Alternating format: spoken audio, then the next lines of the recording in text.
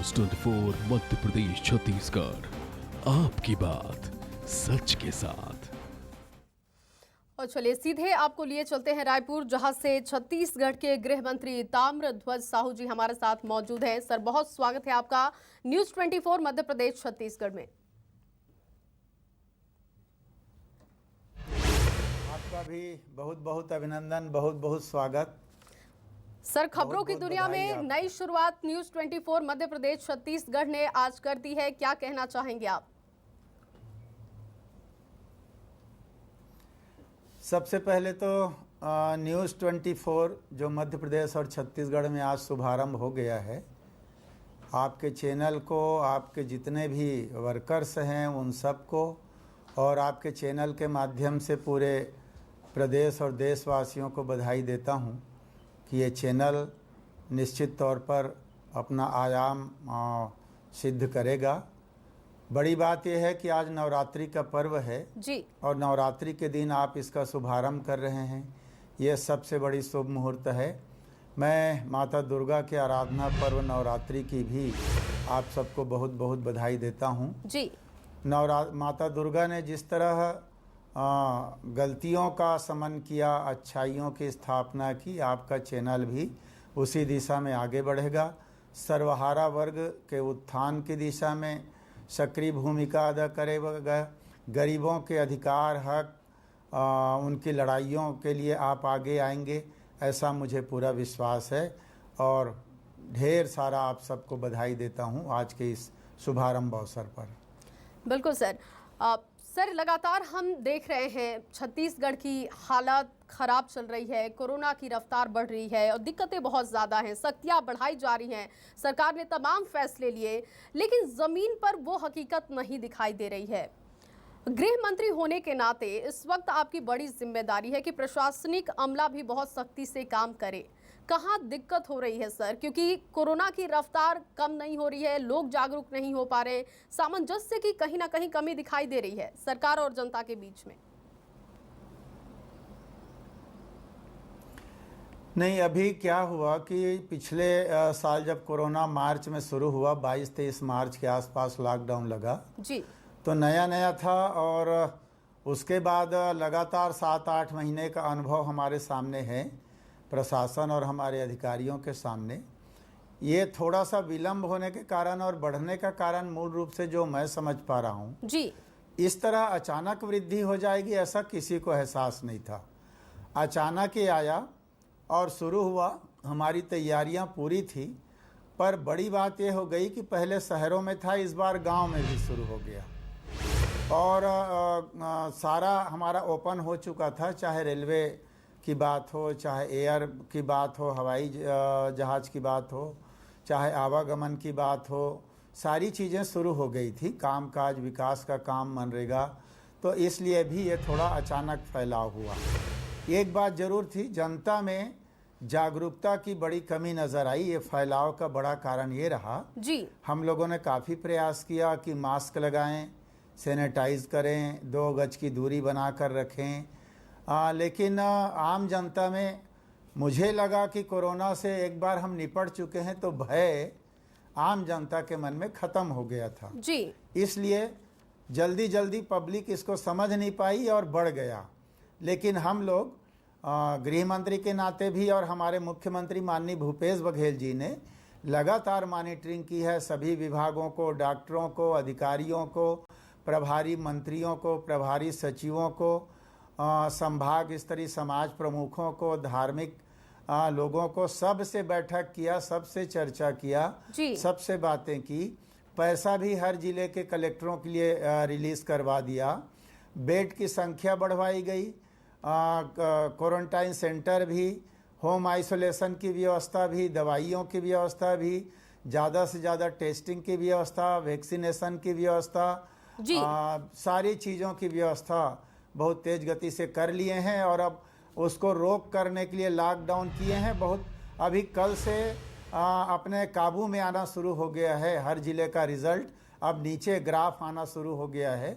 2-3 दिन 4 दिन में काफ़ी अच्छा सुधार आ जाएगा। बिल्कुल, और उम्मीद यही है कि सरकार जो तमाम सख्ती बरत रही है और जनता से जो मैसेज कन्वे कर रही है वो जनता समझे। अब मेरा सवाल आपसे सर ये है कि क्योंकि इस वक्त में देखें तो प्रशासनिक अमले की जिम्मेदारी बहुत ज़्यादा है, लेकिन उनकी सुरक्षा भी प्राथमिकता सरकार की है। लेकिन अगर 24 घंटे के आंकड़ों को देखें तो 15 आरक्षक कोरोना पॉजिटिव हो जाते हैं। कुल मिलाकर 86 इस वक्त जो आंकड़ा है पुलिसकर्मियों के संक्रमित होने का आंकड़ा है। तो कहाँ दिक्कत हो गई? क्या ड्यूटी के दौरान लापरवाही बरती गई या आपाधापी इतनी ज़्यादा हो गई कि लापरवाही इधर से हो गई, सरकार की तरफ से हो गई, प्रशासनिक अमला भी उसे समझ नहीं सका?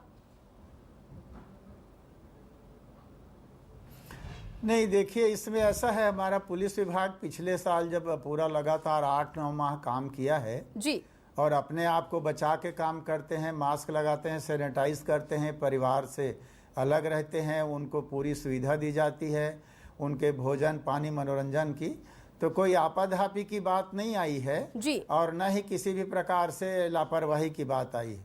मैं जहाँ तक समझ रहा हूँ, कई बार क्या होता है कि हमारे सामने, हमारे कर्मचारियों के सामने मार्मिक प्रसंग आ जाता है जी। जैसे कोई कोविड पेशेंट जा रहा हो, हॉस्पिटल में जगह नहीं मिल रहा है, इधर से उधर आ रहे हैं, या रोक लगा के जांच करते हैं चौक में, लॉकडाउन पीरियड में ना निकले, उसमें से कोई व्यक्ति पॉजिटिव रहता है, जांच नहीं हुआ रहता जी। और जब हमारा पुलिस का अधिकारी उसको रोकता है, उसका पूछता है कहाँ जा रहे हो, क्या कर रहे हो, उसके परमिशन की कागज़ देखता है तो टच हो जाता है।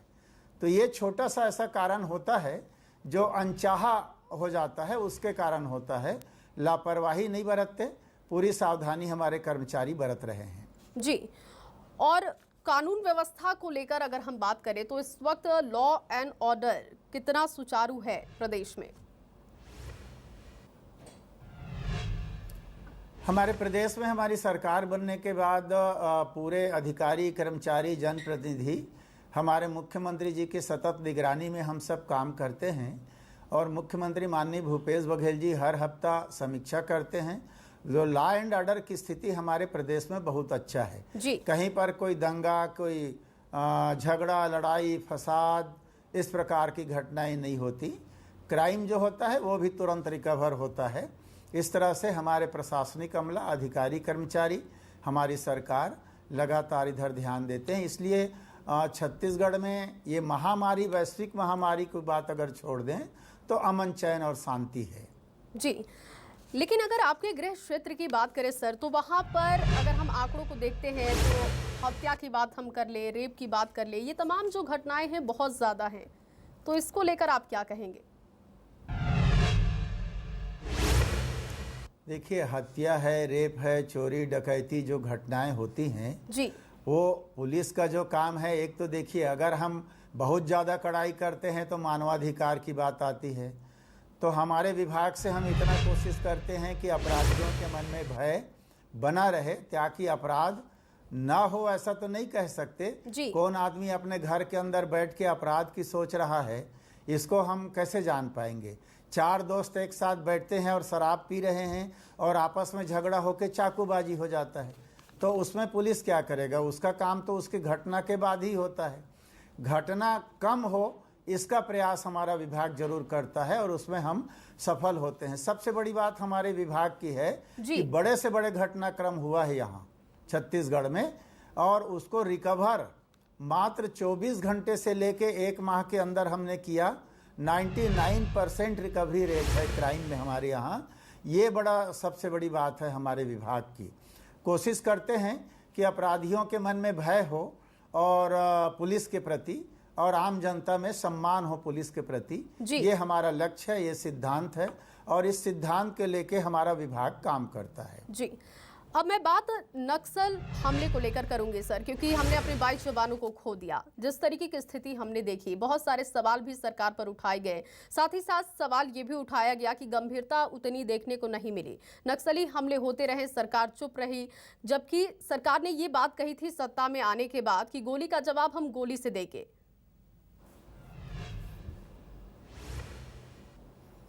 देखिए, मैं इस विषय में बहुत साफ और स्पष्ट तौर पर कहूँगा कि हमारे मुख्यमंत्री जी ने या हमारे विभाग ने सरकार बनने के बाद कभी ये नहीं कहा कि हम गोली का जवाब गोली से देंगे। हमारे मुख्यमंत्री जी ने स्पष्ट तौर पर कहा कि हमको तय ये करना है कि हम बस्तर के अंचल के हमारे आदिवासी भाइयों बहनों को हल पकड़वाएं या बंदूक, हम लोग और उसी दिशा में हमारा काम चालू हुआ। बंदूक पकड़ाने की बजाय विकास को हम अंदर तक पहुंचाने में कामयाब हो रहे हैं। अनेकों स्कूल जो 15-20 साल से बंद था हम लोगों ने चालू किया। राशन दुकान अंदर तक बंद था वो हम लोगों ने चालू किया। सड़कें अंदर तक नहीं बन पा रही थी वो हम लोगों ने चालू किया। अस्पताल अंदर के बंद हो गए थे वो हम लोगों ने इन 2 वर्षों में चालू किया। पानी की व्यवस्था, पेयजल की सारी व्यवस्थाएं, स्कूल हम सब ने चालू किया। उसका परिणाम आप देखेंगे। इस एक घटना 22 जवान को खोने की बात को अगर छोड़ दें तो आप देखेंगे पिछले 20 वर्षों की तुलना में इन 2 वर्षों में सर्वाधिक नक्सली मारे गए हैं, सर्वाधिक नक्सली सरेंडर किए हैं, सर्वाधिक नक्सली गिरफ्तार किए गए हैं। तो अब नक्सली जो है जो फैलाव था पूरे बस्तर अंचल के 8 जिलों में वो सिमटते सिमटते एक जगह 2 जगह केंद्रित हो गए हैं। वो अपनी उपस्थिति दर्ज कराने के लिए अचानक इस प्रकार काम करते हैं। तो मैं बहुत स्पष्ट तौर पर कहना चाहूँगा कि नक्सली मूवमेंट को हमारे इस 2 वर्षों में हमारे मुख्यमंत्री भूपेश बघेल जी के दिशा निर्देश में हम लोग बिल्कुल कगार तक ले जाने में कामयाब हो गए हैं और आगे भी केंद्र सरकार का सहयोग और मदद मिला, अच्छे से मिलता रहा तो हम इसको समाप्त करने में कामयाब हो पाएंगे। जी, राकेश्वर सिंह लापता रहे। लापता होने के बाद दावा ये किया गया कि नक्सलियों के कब्जे में है। उसके बाद एक जानकारी ये भी मिली कि नक्सलियों ने शर्त रखी है सरकार के पास रिहाई के लिए, लेकिन क्या सचमुच ऐसा हुआ? क्या कोई शर्त रखी गई थी सरकार के सामने नक्सलियों की तरफ से?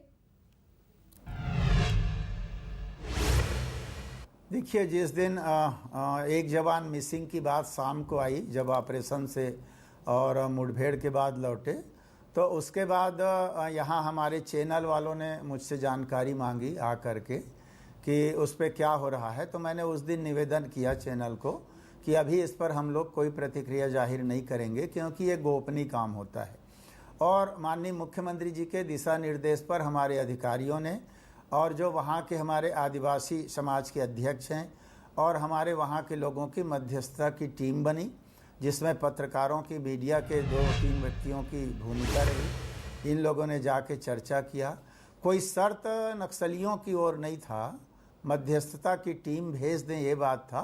तो टीम बना के भेज दिया गया था और उन लोगों ने शर्त उनके पास ये रखा कि इस आरक्षक को आप यहाँ से ले जा करके कहीं छोड़ मत देना, उसके घर तक पहुँचाने की आप जिम्मेदारी लो, उसके परिवार तक सौंपने की जिम्मेदारी लो, तब हम इसको आपको देंगे, अन्यथा आप ले जाओ और फोर्स को दे दो, फोर्स इसके ऊपर कोई कार्यवाही करे, ये उचित नहीं होगा। ये नक्सलियों ने उनको कहा और उसी के तहत आप देखेंगे कल माननीय मुख्यमंत्री जी ने मध्यस्थ टीम को, पत्रकारों को बुलाकर सम्मान किया, राकेश्वर का भी सम्मान किया और सारी मध्यस्थ टीम उनको लेकर अब कश्मीर जाएगी उनके परिवार में उसको सौंपने के लिए। जो वचन दिया था माननीय मुख्यमंत्री जी ने उसको पूरा करने के दिशा में कल कदम उठा लिया गया है।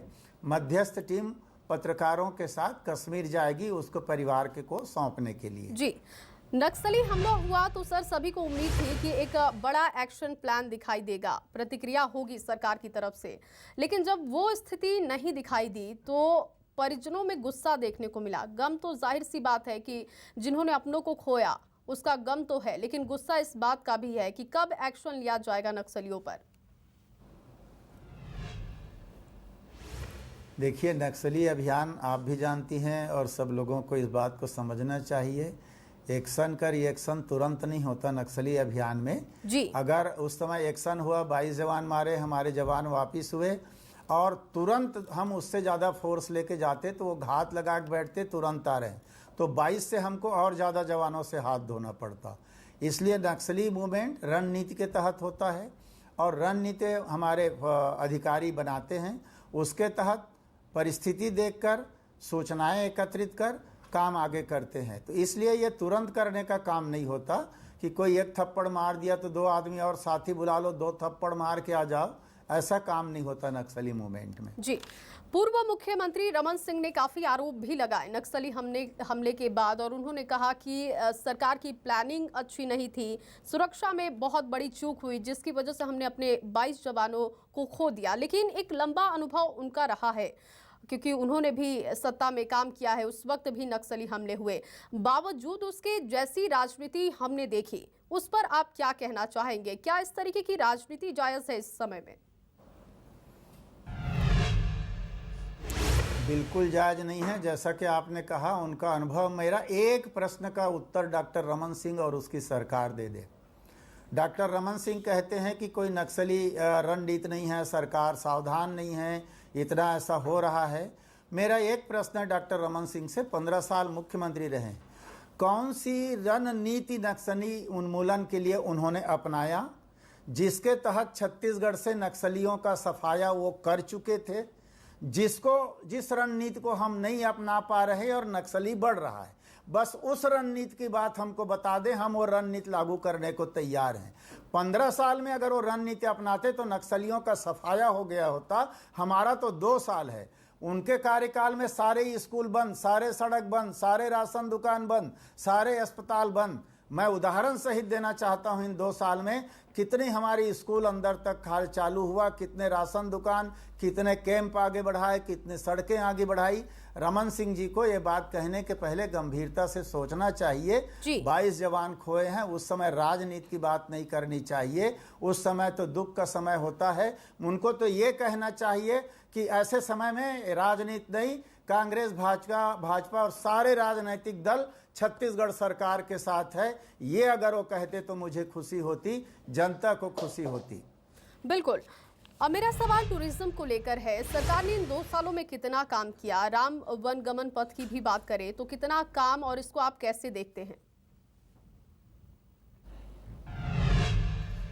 देखिए, बड़ा अच्छा मुद्दा आपने उठाया है पर्यटन के विषय में। जी, छत्तीसगढ़ में एक से एक पर्यटन केंद्र है जो विश्व के नक्शे पर उसका स्थान बन सकता है। लेकिन बिना राजनीतिक के मैं कहूँगा कि पिछले 15-20 वर्षों में, या जब मध्य प्रदेश में थे, तो छत्तीसगढ़ के विकास की ओर और यहाँ के विशेषकर पर्यटन विकास की ओर ध्यान नहीं दिया गया। होटल मोटल बनाने तक सीमित रहे। वर्तमान में हमारी सरकार बने 1.25-2 साल हो रहा है, जिसमें 1 साल पूरा कोरोना में निकल गया। मात्र 1 साल 1.25 साल में हम लोगों ने जितना काम किया है, अभी हमारा जसपुर का, छिल्पी का, सरोदा दादर, चित्रकूट का, गंगरेल का, सारे जगहों पे ऐसा सुंदर स्थान हम लोगों ने बना दिया है कि उसमें यात्री 1-1 महीने की एडवांस बुकिंग चल रहा है जी। बहुत बढ़िया जगह है। अब इसके बाद हम वाटर एडवेंचर की ओर जा रहे हैं। उसके बाद हम लोग फॉरेस्ट में बढ़िया पर्यटन का बना रहे हैं। एक से एक हमारी प्लानिंग है जो कर रहे हैं। अभी आपने एक बात कही राम वनगमन पथ की। भगवान राम अपने 14 साल के वनवास काल में से सर्वाधिक समय यहाँ छत्तीसगढ़ में बिताए हैं। लगभग 50 से 55 जगह भगवान राम यहाँ पर घूमे हैं, रुके हैं, आए हैं। उनमें से 9 स्थानों को अभी हम लोगों ने चिन्हांकित किया है। हमारे मुख्यमंत्री माननीय भूपेश बघेल जी का विशेष, एक प्रकार से कहूँ, ड्रीम प्रोजेक्ट है राम वनगमन पथ। और इन 9 जगहों के लिए हम लोगों ने DPR तैयार की, टेंडर हो गया है। 3 अलग अलग एजेंसियों को हम काम दे रहे हैं। लगभग 137 करोड़ का ये प्रोजेक्ट है और 4-5 विभाग मिलकर इस काम को कर रहे हैं जी। जहाँ जहाँ जैसे नगरीय निकाय है, फॉरेस्ट है, जल संसाधन है, ये सब विभाग, हमारा पर्यटन विभाग है, PWD विभाग है, सब विभाग मिलकर इसको कर रहे हैं। चंदखुरी का काम हम लोगों ने शुरू कर दिया गया है। भारतवर्ष में एकमात्र माता कौशल्या का मंदिर हमारे चंदखुरी में है, जो रायपुर के पास स्थित है। वहाँ का प्रोजेक्ट हमारा काम शुरू हो गया है। धीरे धीरे सारे कामों को हम शुरू करने वाले हैं जी। बड़े बड़े क्रूज भी ला रहे हैं और बड़े बड़े नए नए हम लोग पर्यटन स्थल विकसित करते जा रहे हैं जी। अब मेरा सवाल आबकारी को लेकर होगा, क्योंकि इस पर सवाल उठाए गए। पिछले दिनों हमने एक खबर सुनी, सरकार का फैसला सामने आया कि शराब की लिमिट को, यानी कि सीमा रखने की बदली गई, रेट में बदलाव किया गया, जबकि पूर्व की सरकार का ये कहना था कि इस सरकार का, मौजूदा सरकार का नारा था कि हम शराब नीति के तहत काम करेंगे, शराब बंदी करेंगे। बावजूद ये बदलाव सरकार ने क्यों किया? देखिए, कोई रणनीति या नीति कोई बनाई जाती है, उसका फायदा और नुकसान देखा जाता है जी। ये शराबबंदी की बात हमारी सरकार ने कही थी, हमारी पार्टी ने बहुत विनम्रता पूर्वक। हर आदमी सोचे मेरी बात को गंभीरता से। अगर हमको कोई 1 मिनट लगेगा शराबबंदी करने में, आज हम एक आदेश देते हैं कल से सारे शराब दुकान बंद, तो दुकान बंद हो जाएगा। लेकिन उसके बाद दूसरा नशा का व्यापार जो शुरू होगा, अवैध नशा का, जो कोकीन है और उसके अलावा नशीली दवाइयाँ हैं, गोलियाँ हैं, चरस है, अफीम है, ये सब अगर शराब बंद करने से शराबबंदी हो जाए, नशा बंद हो। शराबबंदी अलग चीज़ है, नशा बंद अलग चीज़ है। शराब बाटल तो बंद हो जाएगा, लेकिन अन्य नशा को कैसे बंद करें? तो इसको परिवार को जागरूक करने में धार्मिक संगठन, सामाजिक संगठन, ये सब जागरूकता का परिचय दें, अपने परिवार को इस तरह आगे बढ़ें, अपने समाज को उस दिशा में आगे बढ़ाएं, तो निश्चित तौर पर होगा। हमारा मानना है कि नशा मुक्त बनना चाहिए, शराब मुक्त की बात नहीं है। तो इसलिए इसको गंभीरता से सोचने की जरूरत है। जी। न्यूज़ 24 मध्य प्रदेश छत्तीसगढ़ के प्लेटफॉर्म से जनता को कोई संदेश आप देना चाहें? मैं जनता को एक ही संदेश देना चाहता हूं, निवेदन भी करना चाहता हूं। 2 बातें। अभी वर्तमान में कोरोना का संकट है, ज़्यादा से ज़्यादा टेस्टिंग कराएं, डरने की ज़रूरत नहीं है। ज़्यादा से ज़्यादा वैक्सीन लगाएं, भ्रामक प्रचार से बचें। और सावधानी सबसे ज़्यादा ज़रूरी है कि मास्क लगाएं, वैक्सीन लगाने के बाद भी मास्क लगाना ज़रूरी है, 2 गज की दूरी ज़रूरी है, सैनिटाइज करना ज़रूरी है। एक निवेदन आपके चैनल के माध्यम से पूरे भारतवर्ष के लोगों से करना चाहता हूँ। ये सोशल डिस्टेंसिंग की बात कही जाती है, मैं इस शब्द को गलत मानता हूँ। सोशल के बजाय फिजिकल डिस्टेंसिंग कहा जाना चाहिए, शारीरिक दूरी 2 गज की। सोशल का मतलब होता है समाज, सामाजिक दूरी की बात नहीं कहनी चाहिए। एक जाति का दूसरे जाति से दूरी, ये शब्द ठीक नहीं है जी। इसलिए मैं निवेदन करूंगा सोशल डिस्टेंसिंग कहने वालों से फिजिकल डिस्टेंसिंग की बात करें, पूरे देश में फिजिकल डिस्टेंसिंग की बात करें। और दूसरा निवेदन करना चाहता हूं, अभी दुर्गा रानी का आज पर्व शुरू हुआ है, नवरात्रि का। सब हर्ष उल्लास के वातावरण में मनाएं इस पर्व को, हंसी खुशी से, पर सावधानी बरतें, भीड़ के जगह में ना जाएं, अपने परिवार को अच्छा सा संक्रमित होने से बचाएं, दूसरों को बचाएं। सबका जीवन हमारे लिए कीमती है, इसलिए आप सबसे मेरा निवेदन है कि इस कोरोना संक्रमण काल में खुद भी सुरक्षित रहें, दूसरों को सुरक्षित रहें। लॉकडाउन खुलता है तो भीड़ ना बढ़ाएं, सामान मिलेगा 2 घंटा लेट से मिलेगा, 1 दिन बाद मिलेगा, पर जागरूकता का परिचय दें, यही निवेदन करता हूं। आपके चैनल को फिर से बहुत बहुत बधाई देता हूं और जनता की आकांक्षाओं पर आप खरा उतरेंगे, इस विश्वास के साथ फिर से आप सबको बधाई, बहुत बहुत बधाई। शुक्रिया सर, बहुत बहुत आपका भी न्यूज़ 24 मध्य प्रदेश छत्तीसगढ़ से बातचीत करने के लिए, अपना समय निकालने के लिए। और चलिए रुकेंगे एक छोटे से ब्रेक के लिए।